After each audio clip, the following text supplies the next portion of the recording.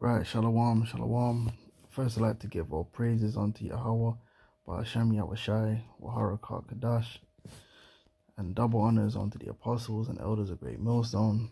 Honors you brothers out there in the highways and the byways, teaching this word in all sincerity and in truth.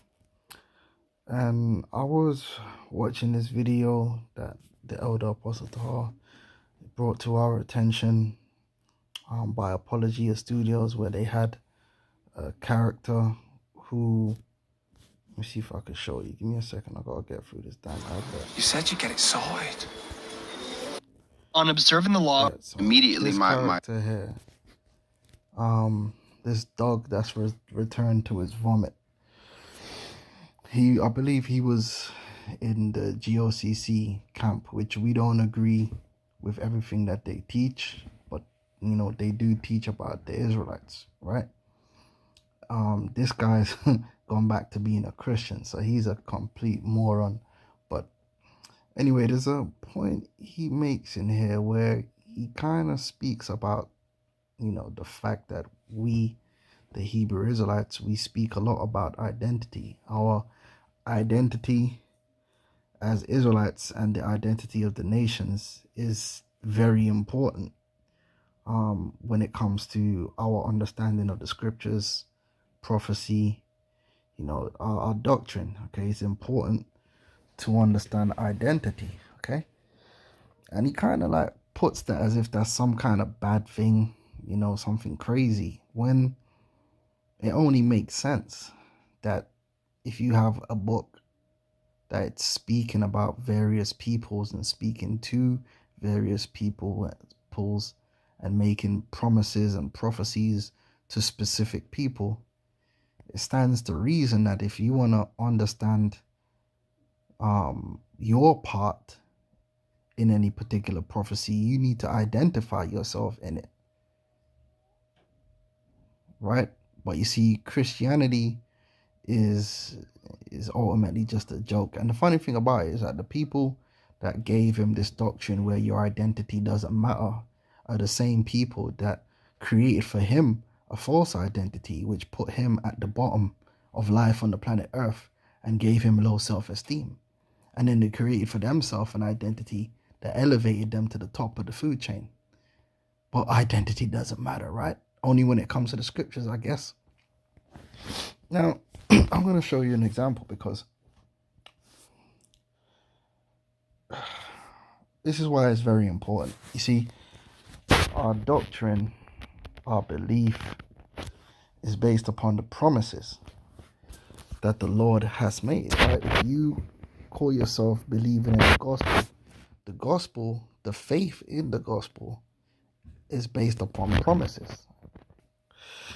Let's have a quick read. So Romans 15:8. Now I say that Yahawashi Hamashiach was a minister of the circumcision for the truth of God, right, to confirm the promises made unto our fathers, right, and that the Gentiles might glorify God for his mercy, as it is written, for this cause I will confess to thee among the Gentiles, and sing unto them unto thy name.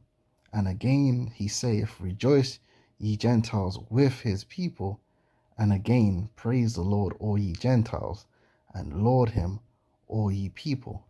And again Isaiah saith, there shall be a root of Jesse, and he that shall rise to reign over the Gentiles, in him shall the Gentiles trust. Now, to the unlearned, they will read that and they will think, oh, that's meaning, oh, the salvation is even to Gentiles, meaning other nations. No, those Gentiles that is talking about there are the Israelites that was scattered among the Gentiles, right? Because the promises that was confirmed was made unto the fathers, and the same fathers of the circumcision is the same fathers of these Gentiles. Because why? The gospel is a fulfillment of the covenant made with Abraham, Isaac, and Jacob. And that covenant is concerning the seed of Abraham, which is the seed of Isaac, which is the seed of Jacob. And when you understand the role identity plays in the promises and the prophecies, then you will be able to understand, okay, this is why it's important to know. So these Gentiles, if they are to be identified as party to the contract, would have to be Israelites. Because when you go down to verse 12 is referencing what? Isaiah 11. And it tells you in Isaiah 11:11 that the Gentiles that are being gathered together are the remnant of his people, which are scattered. Let's go to that. All right. Isaiah 11:11. And it shall come to pass in that day that the Lord shall set his hand again the second time to recover the remnant of his people. Right? His people are the seed of Abraham. Yeah? That was the covenant, which shall be left from Assyria and from Egypt and from Prophros and from Cush and from Elam and from Shinar and from Hamath and from the islands of the sea. Right? So during the time of YAHAWASHI, you had the Jews in Jerusalem, the circumcision, but then you also had the Israelites that were scattered. Yeah? The Gentiles. That is talking about. And he shall set up an ensign for the nations and shall assemble the outcasts of Israel. Right? The Gentiles it's speaking about in Romans 15 are the outcasts of Israel. Prophecy, identification. And gather together what? The dispersed of Judah. The diaspora from the four corners of the earth. Okay?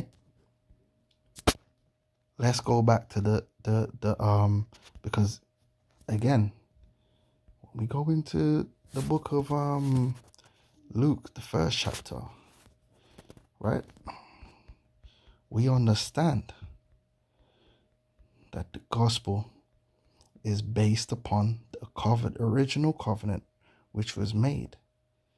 Luke 1 and 71. That we, who's the we? The we must be identified.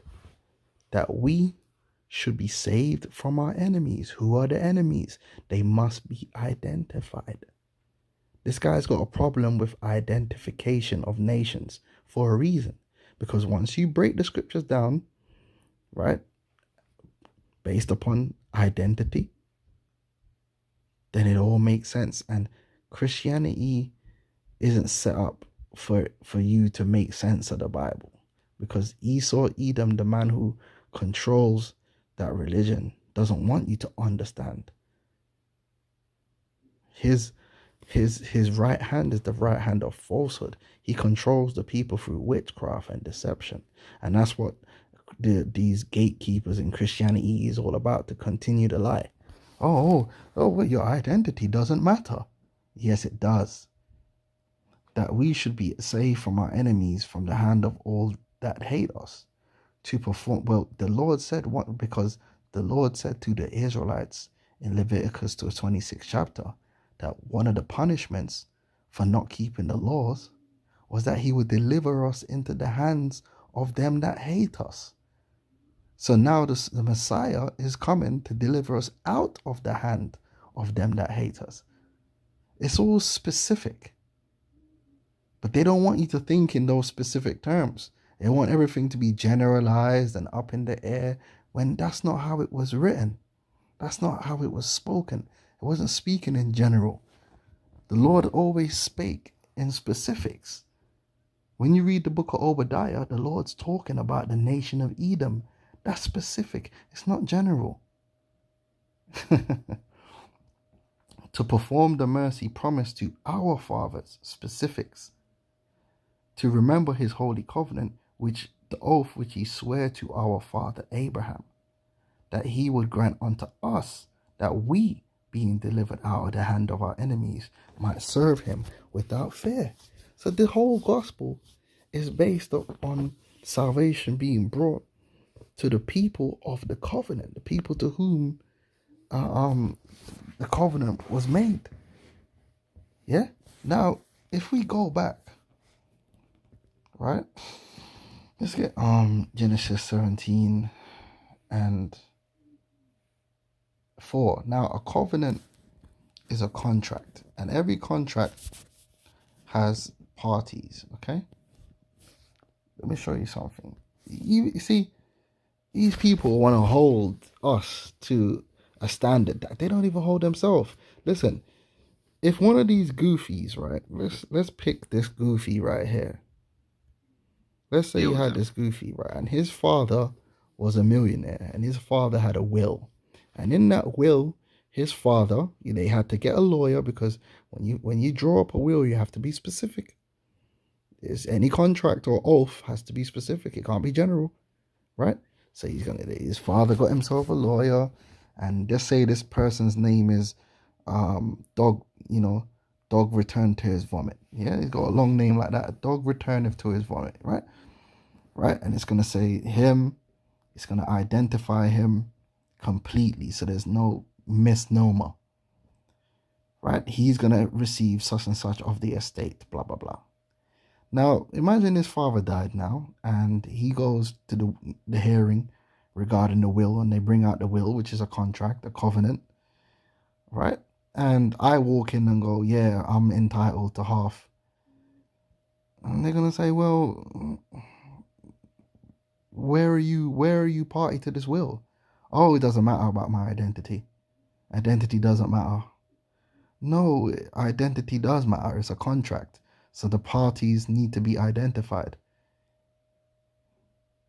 It's simple as that. It's like me rolling up and I demand some of Jay-Z's royalties. How?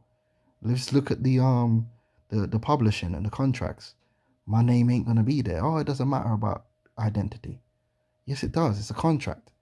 Anytime there's a contract, an oath, a covenant, the identity of the parties matter. The specifics matter. Anyone that tells you any different, it's a scammer. The identity matters, okay? When it comes to the truth, the identity matters, because the truth is built upon and based upon contracts. Mainly the contract between Abraham. So when we go back here, this is what it says. It says, Genesis 17 and 4, as for me, behold, my covenant is with thee. Right? So the Lord made a covenant with Abraham. It weren't with everybody. It's specifics with Abraham. And thou shalt be a father of many, neither shall thy name any more be called Abraham, but thy name shall be Abraham, for a father of many nations have I made thee. And I will make thee exceeding fruitful, and I will make nations of thee, and kings shall come out of thee. And I will establish my covenant between me and thee and thy seed after thee in their generations. Do you see how specific it is? Thy seed. Now, a seed is a physical thing. Thy seed after thee in their generation, for an everlasting covenant, to be a God unto thee and thy seed after thee. So your seed is going to be my people. Your seed. And I will give unto thee and to thy seed after thee the land wherein thou art stranger. This is a covenant. So who's party to this covenant? The Abraham and that seed. Right? If you're not of that seed, you're not party. You can't make yourself part of that seed either. All the land of Canaan for an everlasting possession, and I will be their God. This is why when Israel, which is that seed, through Isaac and onto Jacob, came out of Egypt, they were delivered into the promised land, because it goes back to the contract. And that's why the Lord said, look, they lack faith, because the Lord was going to keep his end of the contract concerning them. Yeah? Let's define the terms in these contracts. Who is the seed? Psalms 105 and 6. O ye seed of Abraham, his servant, ye children of Jacob, his chosen. Right? The children of Jacob are the seed of Abraham. So they are party to the covenant of Abraham and nobody else. This is why they don't want you to deal with identity, because it excludes even them. I don't want you to know that. It's Isaiah 41 and 8. But thou, Israel, art my servant, Jacob, whom I have chosen, the seed of Abraham, my friend. So, and the Messiah came for that seed. The Messiah came to establish this covenant, this contract. Yeah. So, I mean, in so many ways, the identity matters when it comes to the scriptures, because the Lord speaks concerning a people, and those people have to be identified. He speaks good of some people and bad of some people. Different prophecies pertain to different people. When it comes to the gospel and the good news, that is for the seed of Abraham, which is identified in the scriptures as the Israelites. So we need to identify who the Israelites are, because those are the people that are party to the contract, party to the oath, party to that prophecy, party to that promise. It's as simple as that. So identity matters. And just like you Edomites, it says what? There shall none remaining of the house of Esau. That's going to fall on Esau and only Esau. That's a promise that the Lord made. That's a prophecy. And your name is written. So guess what?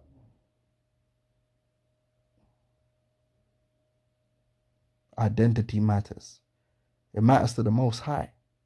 That's why he made different people with different identity and spoke of them specifically in the scriptures. If your identity didn't matter, then the Lord wouldn't be speaking of Edomites or speaking of Ishmaelites or speaking, of Israelites. It matters. That's why he divided the nations and spoke of them. There's whole chapters where he's like, okay, this is what I'm going to do to Moab. Oh, this is what I'm going to do to Ammon. This is what I'm going to do to Ishmael. And you saying that identity don't matter? So then why did the Most High waste his time addressing specific nations?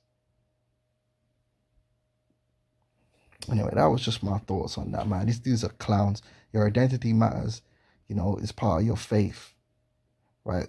It's the reason why we read the scriptures and we can believe and have faith, because we know what promises were made towards us and we believe in those promises. To hell with this clown. Shalom.